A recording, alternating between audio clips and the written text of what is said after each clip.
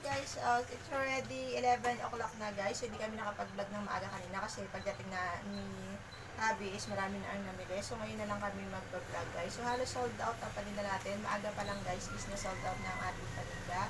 So, yung aming mga karne, manok, baboy is sold out talaga. And then, yung mga isda na lang yun na talaga. So, mamayang hapon na lang ulit. Pinasok na namin sa freezer para hindi masira kasi mag-aalas 12 na.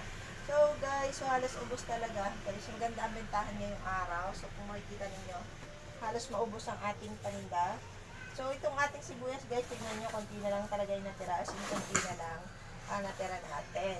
So ngayon guys is, eto naman ang ating trivia for today. So ang saging na paborito ng mga matching guys is, ito guys is medyo bumaba na ang kilo kasi ang puhunan na natin dito 85 pesos. So dito sa amin 100 lang ang kilo nitong lakatan na to guys. So yun muna, pwede na kayong gumawa ng banana cake.